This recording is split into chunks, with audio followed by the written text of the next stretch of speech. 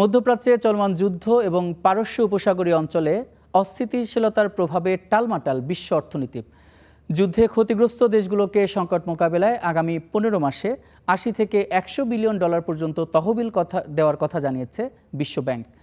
দীর্ঘস্থায়ী যুদ্ধ এবং জ্বালানি তেলের আকাশ ছোঁয়া দাম উন্নয়নশীল দেশগুলোর জন্য এক ভয়াবহ সতর্ক সংকেত হিসেবে দেখছে আন্তর্জাতিক মুদ্রা তহবিল। ওয়াশিংটনের আইএমএফ ও বিশ্বব্যাংকের বসন্তকালীন বৈঠকে উঠে এসেছে বিশ্ব অর্থনীতির এক অনিশ্চিত চিত্র। জ্বালানি তেলের দাম বাড়ায় সামনের দিনগুলোতে কঠিন সংকটে পড়তে পারে উন্নয়নশীল দেশগুলো। বৈঠকে তাই বিশ্বব্যাংকের প্রেসিডেন্ট অজয় ভাঙ্গা জানিয়েছেন, যুদ্ধের প্রভাবে ক্ষতিগ্রস্ত দেশগুলোকে সহায়তা দিতে আগামী 15 মাসের মধ্যে 80 থেকে 100 বিলিয়ন ডলার পর্যন্ত সহায়তা দিতে পারে বিশ্বব্যাংক। এমনকি এই সাহায্যের পরিমাণ কোভিড মহামারীর সময় দেওয়া তহবিলের রেকর্ডকেও ছাড়িয়ে যেতে পারে। এদিকে পরিস্থিতির গুরুত্ব তুলে ধরে আইএমএফের প্রধান ক্রিস্টালিনা জর্জিয়েভা সতর্ক করেছেন, যুদ্ধ দীর্ঘস্থায়ী হলে বিশ্ব অর্থনীতি কঠিন সময়ের মুখোমুখি হবে। বিশেষ করে হরমুজ প্রণালীতে নৌ অবরোধের কারণে এশিয়ার আমদানি নির্ভর দেশগুলোর জন্য বড় সংকট তৈরি করছে। সংস্থাটি বলছে, হরমুজ প্রণালী দিয়ে পণ্য পরিবহন বাধাগ্রস্ত হওয়ায় এবং জ্বালানি উৎপাদন কেন্দ্র ক্ষতিগ্রস্ত হয় বিশ্ব অর্থনীতিকে এক প্রতিকূল পরিস্থিতির দিকে ঠেলে দিচ্ছে।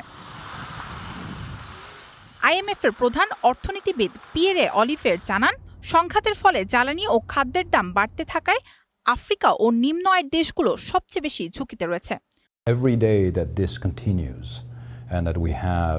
এই পরিস্থিতি যতদিন চলবে এবং হরমুজ প্রণালীতে পণ্য আসা যাওয়া বাধাগ্রস্ত হবে, তেল গ্যাস তৈরির কারখানাগুলো ক্ষতিগ্রস্ত হবে, ততই আমাদের ভয় বাড়তে থাকবে।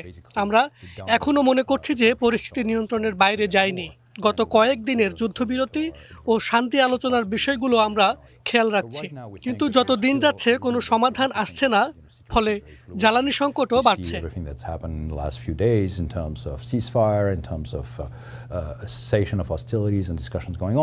সংকট নিরসনে আন্তর্জাতিক সহায়তা এবং হরমুজ প্রণালী পুনরায় উন্মুক্ত করার উপর জোর দিচ্ছে আইএমএফ।